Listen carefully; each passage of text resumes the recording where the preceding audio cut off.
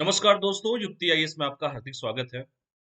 आज है 16 सितंबर और आज हम बात करेंगे आज के महत्वपूर्ण करंट अफेयर के बारे में। आगे बढ़ने से पहले जिन लोगों ने चैनल को सब्सक्राइब न किया हो, चैनल को सब्सक्राइब कर लें।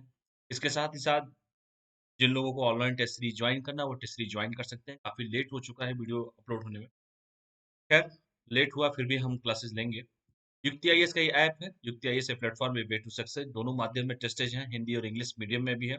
कोई भी टेस्ट सीरीज देना हो, चाहे वनडे एग्जाम्स का हो, चाहे स्टेट पीसीएस का हो, चाहे कोई भी test series SSC, banking, railway, UP, Bihar दरोगा, एफसीआई, सारे टेस्ट अवेलेबल हैं। गूगल के प्ले स्टोर पे जाइए, अपने आप को रजिस्टर्ड कीजिए। रजिस्ट्रेशन करना पड़ेगा और जो भी सब्सक्रिप्शन लेना चाहते हैं, सब्सक्रिप्शन ले सकते हैं। टेलीग्राम से जुड़ना हो तो टेलीग्राम से भी जुड़ सकते हैं और ये स्कैन करके भी टेलीग्राम से आप लोग जुड़ सकते हैं, जिनको नहीं पता। इसके साथ-साथ लूसेंट का भी टेस्ट सीरीज़ किसी को लेना हो तो लूसेंट का भी टेस्ट सीरीज़ दिया हुआ है। आप वहाँ पे जाके सब्सक्रिप्शन ले सकते हैं। ये टेलीग्राम का लिंक है, जिस टेलीग्राम से जुड़ना हो टेलीग्राम से जुड़िए ताकि जो भी चीज़ें हैं, जो भी महत्वपूर्ण जो भी डेटा होते हैं करंट अफेयर के या और भी चीज़ें जो होती हैं इम्पोर्टेंट शेयर कर दिया जाता है। चैनल को लाइक, शेयर, सब्सक्राइब ज़रूर करते हैं। टेलीग्राम का ये लिंक है। तो चलिए सबसे पहले आज के 2 महत्वपूर्ण टॉपिक जो हैं, हम उस पे बात करेंगे। सबसे पहला टॉपिक है, चूँकि आज 16 सितंबर है और सभी जानते हैं कि 16 सितंबर को अंतर्राष्ट्रीय ओज़ोन दिवस मनाया जाता है, इंटरनेशनल ओज़ोन डे मनाया जाता है। दूसरा टॉपिक है अर्मेनिया और अज़रबैजान के बीच पुनः संघर्ष हुआ, इस पे हम लोग चर्चा करेंगे। तो चलिए सबसे पहला जो टॉपिक है हमारा 16 सितंबर अंतर्राष्ट्रीय ओज़ोन दिवस, चूँकि ओज़ोन काफ़ी महत्वपूर्ण है परीक्षा की दृष्टि से, लगातार क्वेश्चन्स इससे पूछे जाते हैं और आज हम बात करते हैं इंटरनेशनल ओज़ोन डे के बारे में। 16 सितंबर अंतर्राष्ट्रीय ओजोन दिवस। सभी जानते हैं कि 16 सितंबर को अंतर्राष्ट्रीय ओजोन दिवस, पहली बार तो स्टेट पीसीएस में लगा था, पहले ही क्वेश्चन ये उठा के पूछ देता है कि 16 सितंबर कौन सा डे है, तो अंतर्राष्ट्रीय ओजोन दिवस है। थोड़ा सा इसके बारे में जिक्र कर लेते हैं, बात कर लेते हैं। विश्व ओजोन दिवस या तो विश्व ओजोन दिवस या ओजोन परत के संरक्षण के लिए, कंजर्वेशन के लिए, संरक्षण के लिए अंतर्राष्ट्रीय ओजोन दिवस 16 सितंबर को विश्व भर में मनाया जाता है।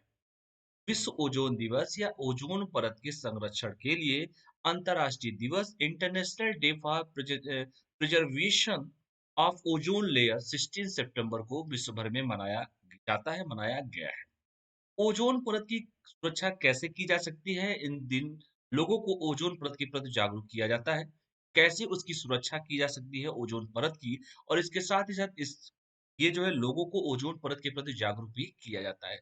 इसीलिए प्रतिवर्ष 16 सितंबर को ओजोन दिवस मनाया जाता है और इस दिवस मनाने का मेन मकसद यही होता है कि कैसे ओजोन परत की सुरक्षा की जाए और लोगों को कैसे इसके लिए ओजोन परत के लिए जागरूक किया जाए, इसकी सुरक्षा को लेकर कैसे जागरूकता को फैलाया जाए। आगे बात करते हैं, इसी में देखते हैं कब से आरंभ हुआ है आखिर ये 16 सितंबर की कहानी। क्या आपको पता होगा कि स्टार्टिंग डेट सबसे इंपॉर्टेंट है कि कब से स्टार्ट हुआ बेसिकली। 19 दिसंबर 1994 को ये कहानी स्टार्ट हुआ। 19 दिसंबर 1994 को संयुक्त राष्ट्र महासभा ने ओजोन परत के संरक्षण के लिए 16 सितंबर को अंतर्राष्ट्रीय ओजोन दिवस मनाने की घोषणा। पहला क्वेश्चन यही है कि किसके द्वारा संयुक्त राष्ट्र महासभा ने किस डेट को, 19 दिसंबर 1994 को, 19 दिसंबर 1994 से किसके द्वारा संयुक्त राष्ट्र महासभा ने ओजोन परत के संरक्षण के लिए 16 सितंबर के दिन को फिक्स किया कि 16 सितंबर को अंतर्राष्ट्रीय ओजोन दिवस मनाया जाएगा और इसीलिए प्रतिवर्ष 16 सितंबर को इंटरनेशनल ओजोन दिवस मनाया जाता है।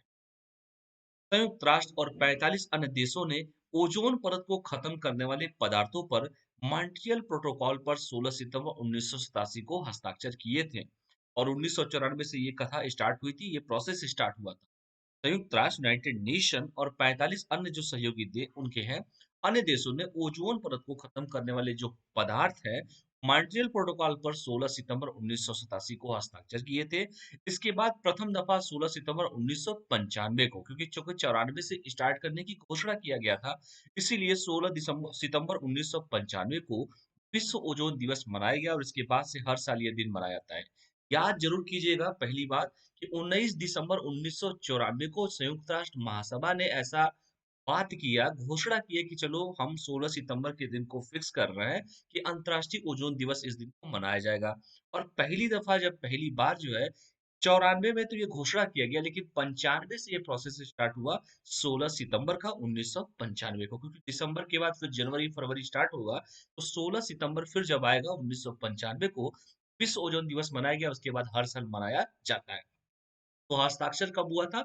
मॉन्ट्रियल प्रोटोकॉल, चूंकि आप जब एनवायरमेंट एंड इकोलॉजी पढ़ते हैं तो मॉन्ट्रियल प्रोटोकॉल के बारे में भी पढ़ाया जाता है। 16 सितंबर 1987 को यूनाइटेड नेशन और अन्य 45 जो देश है, कैसे ओजोन परत का क्षरण हो रहा है, समाप्त हो रहा है, कौन से ऐसे पदार्थ हैं, उन पदार्थों पर मॉन्ट्रियल प्रोटोकॉल पे हस्ताक्षर किया गया था।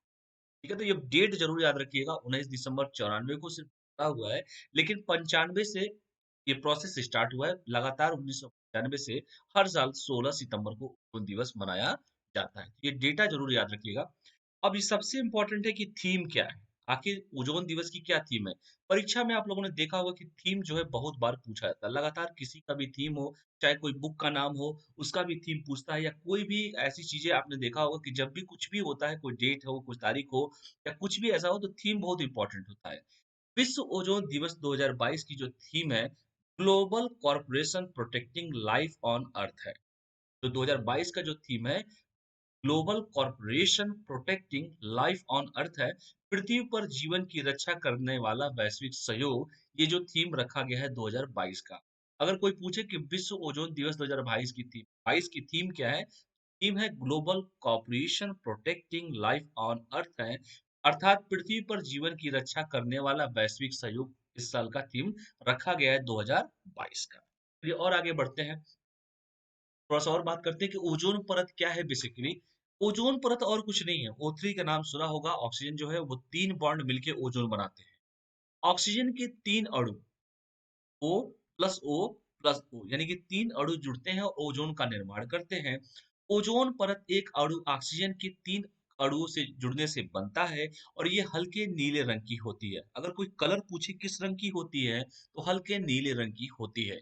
की परत पृथ्वी की सतह से 10 किलोमीटर की ऊंचाई पर शुरू हो जाती है और 50 किलोमीटर के ऊपर तक मौजूद रहती है। यानी कि इसकी शुरुआत जो है 10 किलोमीटर से होती है और 50 किलोमीटर तक यह मौजूद रहती है, यानी कि 10 टू 50 के बीच में यह मौजूद रहती है पृथ्वी की सतह से। ओजोन परत सूर्य की पराबैंगनी किरणों से धरती को प्रोटेक्ट करती है, सबसे इंपॉर्टेंट यही है। और आप जाइए पेपर उठा के देखिए प्रीवियस ईयर, लगातार ओजोन परत से क्वेश्चन जरूर इन्वायरमेंट एंड इकोलॉजी में। ओजोन परत सूर्य की पराबैंगनी किरणों से धरती को प्रोटेक्ट करती है, रक्षा करती है। ठीक है, तो याद रखिएगा, ओजोन परत सूर्य की पराबैंगनी किरणों से धरती को प्रोटेक्ट करती है, लेकिन रक्षा करती है। इसलिए इसके महत्व के बारे में बताया गया है। इसीलिए मॉन्ट्रियल प्रोटोकॉल पर भी हस्ताक्षर किया गया था। कहा गया था ऐसे कौन से पदार्थ हैं जिससे ओजोन का क्षरण हो रहा है, उन पदार्थों पर रोक लगाया जाए। इसीलिए 16 सितंबर के दिन को ओजोन दिवस के रूप में पूरी दुनिया में मनाया जाता है। और आगे बढ़ते हैं, एक एक क्वेश्चन इसमें से इंपॉर्टेंट है। ओजोन निर्माण में हेलोकार्बन जो है उसकी क्या भूमिका है। क्योंकि हेलोकार्बन एक ऐसे रसायन होते हैं जिनमें एक या एक से अधिक कार्बन परमाणु, एक या अधिक हैलोजन परमाणु, जैसे halogen means fluorine, chlorine, bromine और आयोडीन से जुड़े होते हैं। ठीक है, तो हेलोकार्बन ऐसे रसायन होते हैं जिनमें एक या एक से अधिक कार्बन परमाणु, एक या एक से अधिक हैलोजन परमाणु, फ्लोरीन, क्लोरीन, ब्रोमीन, आयोडीन, ये सब जुड़े होते हैं। ब्रोमीन युक्त हैलोकार्बन में आमतौर पर क्लोरीन युक्त ओजोन क्षयकारिणी क्षमता की तुलना में बहुत अधिक होती है। इसके साथ ही साथ ओजोन वृत्तीकरण के लिए अधिकांश क्लोरीन और ब्रोमीन प्रदान करने वाले मानव निर्मित रसायनों में methyl bromide, methyl chloroform, carbon tetrachloride और हेलोन क्लोरोफ्लोरोकार्बन, हाइड्रोक्लोरोफ्लोरोकार्बन के रूप में जाने जाने वाले रसायनों के परिवार होते हैं। इसको एक बार देख लीजिएगा सरसरी निगाहों से। हालांकि इसमें से यही पूछता है कि कौन होते हैं कौन नहीं होते हैं। तो हैलोजन परमाणु में फ्लोरीन, क्लोरीन, ब्रोमीन और आयोडीन इससे जुड़े होते हैं। इसको जरूर एक बार देख लीजिएगा आप लोग। ये पेपर में पूछता है कि निम्नलिखित में से कौन इसमें नहीं होता है, यही क्वेश्चन उठा के पूछता है। तो ब्रोमीन युक्त हैलोकार्बन में आमतौर पर क्लोरीन युक्त ओजोन क्षयकारी क्षमता की तुलना में बहुत अधिक होती है, और ओजोन वृद्धिकरण के लिए अधिकांश क्लोरीन और ब्रोमीन प्रदान करने वाले मानव निर्मित रसायनों में methyl bromide, methyl chloroform, carbon tetrachloride, halon chlorofluorocarbon और हाइड्रोजन क्लोरोफ्लोरोकार्बन के रूप में जाने जाने वाले रसायनों के परिवार होते हैं।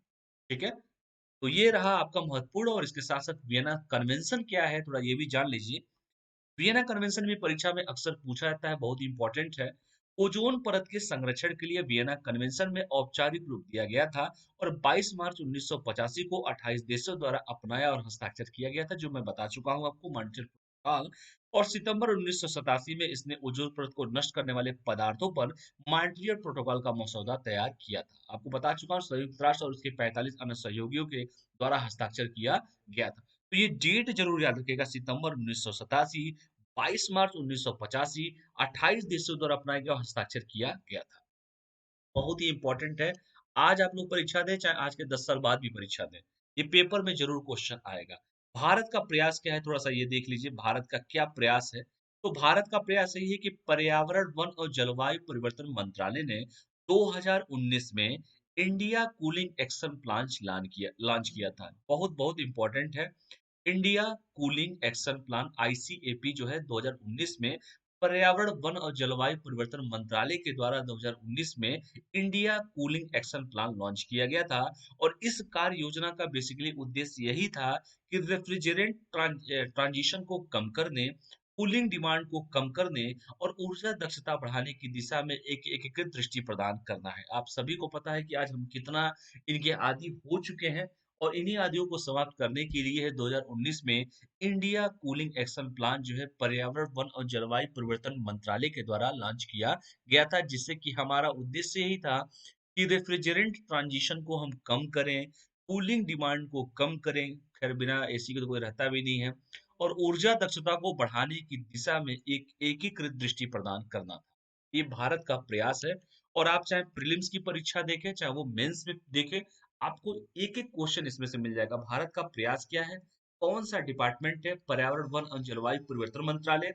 इसका मेन उद्देश्य क्या था? ये भी मैंने आपको बताया। इसके साथ-साथ वियना कन्वेंशन क्या था? वो डेट कौन-सा था? सितंबर में कितने देशों ने किया? 1985 में हस्ताक्षर कितने किया? मसौदा कितनों ने तैयार किया? ये भी मैंने आप लोग को बताया। ओजोन निर्माण में हाइड्रोकार्बन की क्या भूमिका है, ये भी मैंने बताया। इसके साथ ही साथ ओजोन परत किसे कहते हैं, ये जरूर बता, ये क्वेश्चन पूछा हुआ क्वेश्चन बता रहा हूँ आप लोग। O3 किसे कहते हैं, ये भी तक पूछा हुआ है। ओजोन की परत पृथ्वी की सतह से कितने किलोमीटर से इस शुरुआत होती है, 10 से 50, ये भी क्वेश्चन पूछा है। ओजोन परत किस रंग की होती है, क्या उसका ओजोन परत का मेन उद्देश्य क्या होता है, ऐसा क्यों हमारे लिए ज़रूरी होता है, ये भी क्वेश्चन पूछा हुआ है। आप previous year environment and ecology का क्वेश्चन पेपर उठाइएगा, सारे क्वेश्चन मिले हैं। विश्व ओज़ोन दिवस 2022 की थीम क्या है, ये भी क्वेश्चन पूछा है। इसके साथ-साथ कब से आरंभ हुआ, ये भी मैंने पूरा डिटेल आप लोग को बताया है। और विश्व ओज़ोन दिवस कब मनाया जाता है, ओज़ोन परत क्या होता है, ओज़ोन की क्षमता क्या है, ये सारी चीज़ें आप लोग को बता चुका हूँ। तो इसमें जितना भी ये डेटा आज बता चुका हूँ, इसको ज़रूर नोट करके चलिएगा, कॉपी पे नोट कीजिएगा, और लगातार इससे क्वेश्चन आपको परीक्षा में देखने को मिलेंगे। और लगातार पूछे जाते हैं, 1 से 2 क्वेश्चन तो हर साल पेपर पूछे ही जाते हैं। आप यूपी पीसीएस की पेपर उठा के देखिए, बिहार पीसीएस में देखिए, 1 से 2 क्वेश्चन लगातार, और आजकल एनवायरनमेंट एंड इकोलॉजी का दायरा और बढ़ ही गया है हर परीक्षाओं में। अगला क्वेश्चन यही है, दूसरा जो टॉपिक है इंटरनेशनल रिलेशन, अंतर्राष्ट्रीय संबंध से है। आर्मेनिया और अजरबैजान के बीच पुनः संघर्ष चालू है। ये है अपना आर्मेनिया और ये है अजरबैजान। ठीक है, ये देखिए अजरबैजान है, जिसे बाकू इसकी राजधानी है। आर्मेनिया और अजरबैजान, ये जॉर्जिया है, रशिया है, ये देख सकते हैं, ईरान इधर है, टर्की इधर है। ठीक है, तो चलिए हम बात करते हैं आखिर क्या वजह इनकी शुरुआत हो गई कि आर्मेनिया और अजरबैजान के बीच पुनः संघर्ष हुआ। ऐसा नहीं है सिर्फ भारत और पाकिस्तान और भारत और अन्य देशों में ही विवाद है, विवाद तो पूरे विश्व में है कहीं ना कहीं। चलिए हम बात करते हैं आर्मेनिया और अजरबैजान के बीच पुनः संघर्ष के बारे में। क्योंकि आप जब इंटरनेशनल रिलेशन पढ़ेंगे तो ये सब टॉपिक पूछे जाते हैं। ठीक है, मेंस में पूछे जाते हैं, फिल्म्स में तो खैर इतना नहीं है, लेकिन पढ़ना तो है ही आप। आर्मेनिया और अजरबैजान के बीच वर्षों से सीमा पर चल रहा संघर्ष पुनः आरंभ हो। जैसे मैंने कहा ना कि भारत और चीन और भारत और पाकिस्तान के बीच में जैसे वर्षों से चला, हमेशा विवाद चलता रहता है, वैसे ही आर्मेनिया और अजरबैजान, चूंकि बॉर्डर एक दूसरे के साथ लगता है, इसकी वजह से सीमा पर जो संघर्ष है वो लगातार पुनः आरंभ हो गया है। भारत समेत कई देश दोनों देशों से संघर्ष विराम का आग्रह भी कर चुके हैं। जाहिर सी बात है, कोई भी देश, क्योंकि देखिए आतंकवाद आज के पूरे विश्व का मैटर है। आतंकवाद जो है, टेररिज्म जो है, या कोई भी देश नहीं चाहता है कि एक दूसरा से दूसरा देश एक दूसरे से झगड़ा करे, क्योंकि जब झगड़ा होता है तो इसका इफेक्ट पूरे वर्ल्ड पे पड़ जाता है। इसलिए सभी चाहते हैं कि शांति बनाए सभी लोग रखें। तो भारत समेत कई देश देश दोनों देशों से संघर्ष विराम मतलब समाप्त करने की घोषणा कर रहे हैं कि भैया शांत हो जाओ आप लोग। आर्मेनिया के अनुसार अजरबैजान से चल रही लड़ाई में उसके 105 सैनिकों की मौत हो गई है, ऐसा आर्मेनिया का आरोप लगाया गया है। जो संघर्ष चल रहा है, उस संघर्ष के कारण अज़रबैजान से जो संघर्ष चल रहा है, उसकी राजधानी बाकू है, उसके 105 सैनिकों की मौत हो गई है। इसके बाद संभावना जताई जा रही है कि दोनों देशों के बीच ये संघर्ष और भी बढ़ सकता है। ऐसा आर्मेनिया का आरोप लगा है अज़रबैजान के विरोध में। और भी देखते हैं, और क्या कारण है, विवाद का कारण और क्या है, ये भी जानिए। आर्मेनिया और अज़रबैजान के बीच नागोर्नो-काराबाख इलाके की विवादित जमीन को लेकर वर्षों से संघर्ष चल रहा है। जैसे हमारा पीओके के लेकर संघर्ष चल रहा है, पाकिस्तान ऑक्युपाइड कश्मीर को लेकर चल रहा है। वैसे ही आर्मेनिया और अज़रबैजान को लेकर नागोर्नो-काराबाख इलाके की विवादित जमीन को लेकर वर्षों से संघर्ष है और लगभग 4400 वर्ग किलोमीटर में फैले नागोर्नो-काराबाख इलाके पर कब्जे को लेकर दोनों देश आमने-सामने हैं। नारगोना कारोबाग अजरबैजान का चूंकि हिस्सा है और परंतु वर्ष 1994 में युद्ध के बाद आर्मीनिया द्वारा समर्पित जाति आर्मीनाई बलों ने इन पर कब्जा कर लिया था। देखिए ये जो 4400 वर्ग किलोमीटर में फैले जो क्षेत्र है जिसका नाम है नारगोना काराबाग इलाका जो है, कब्जे को दोनों देश आमने-सामने हैं, कब्जे को हथियाने के लिए उसको। और बेसिकली चूँकि नारगोना काराबाग अज़रबैजान का हिस्सा है और 1994 में जब युद्ध हुआ था, उस युद्ध के बाद आर्मेनिया द्वारा समर्थित जाती आर्मेनियाई बलों ने इस पर कब्जा कर लिया। यही विवाद का कारण भी था। यहाँ पर ये भी बताना ज़रूरी है यहाँ पर कि नारगोना काराबाग को अंतर्राष्ट्रीय स्तर पर अज़रबैजान का हिस्सा माना जाता है, परंतु इस पर आर्मेनिया के जाति गुटों ने कब्जा कर रखा है। और इसी का विरोध भी अज़रबैजान कर रहा है। प्रथम विश्व युद्ध के बाद वर्ष 1914 और वर्ष 1921 में, आप सभी पता है प्रथम विश्व युद्ध 1914 से लेकर 1918 तक चला था। तो प्रथम विश्व युद्ध के बाद वर्ष 1918 और 1921 में दोनों देश क्रमशः आर्मेनिया और अज़रबैजान आजाद हुए थे। ठीक है, तो इनका इतिहास भी जान लीजिए कि प्रथम विश्व युद्ध, प्रथम वर्ल्ड वॉर जो स्टार्ट हुआ था, उसकी समाप्ति के बाद आर्मेनिया 1918 में और अज़रबैजान 1921 में आजाद हुआ था और वर्ष 1922 में ये दोनों देश ही सोवियत यूनियन का हिस्सा बन गए थे। इसके साथ ही साथ वर्ष 1922 रूस के नेता जोसेफ स्टॉलिन ने अज़रबैजान के एक हिस्से को आर्मेनिया को दे दिया था जो पूर्व में अज़रबैजान के कब्जे में था। यही विवाद का कारण, तभी से इन दोनों देशों के बीच यह विवाद बना हुआ है। हमारी लड़ाई तो सन 1947 से विवाद बन रहा है, लेकिन इनका जो विवाद है देखिए 100 साल हो गया, 1922 से बना हुआ है। क्योंकि 1922 से रूस की जो नेता है, जोसेफ स्टालिन ने अज़रबैजान के एक हिस्से को आर्मेनिया को दे दिया था, जो पूर्व में आर्मेनिया के कब्जे में था और यही विवाद का कारण तभी से इन दोनों देशों के बीच विवाद का बना हुआ है। और देखिए 100 साल से विवाद का कारण बना हुआ है, ये कोई नया नहीं है। तो ये रहा आज का महत्वपूर्ण टॉपिक। 2 टॉपिक जो मैंने पढ़ाया, आर्मेनिया और आपके अज़रबैजान के बीच में जो विवाद हो रहा है, विवाद का कारण क्या है, कब ये देश स्वतंत्र हुए, तो ये ज़रूर चीज़ों को पढ़िएगा आप वो। यही देखिए जो हिस्सा जो मैं बता रहा था बारोकोना, ये देखिए नारगोनो कारबाख, यही जो हिस्सा है नारगोना कारबाख, इसी को लेकर विवाद बना हुआ है।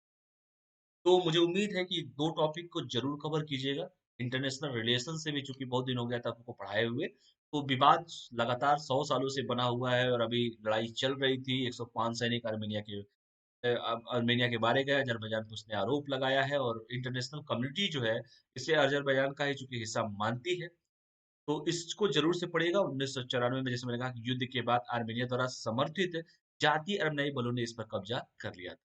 ये 2 टॉपिक जो पढ़ाया गया है, 16 सितंबर अंतर्राष्ट्रीय ओज़ोन दिवस और आर्मेनिया और अज़रबैजान का चूँकि विवाद जो है वो पढ़ाया गया है, इनको दोनों को अच्छे से कवर कीजिएगा। बाकी कल फिर मुलाकात आपसे होगी और दरियागढ़ का राष्ट्रीय संस्करण भी बहुत जल्दी स्टार्ट होगा। सर थोड़ा बिज़ी हो गए थे, इसकी वजह से क्लासेज़ 1-2 दिन नहीं हो पाई, लेकिन क्लासेज़ आपकी रेगुलर होंगी।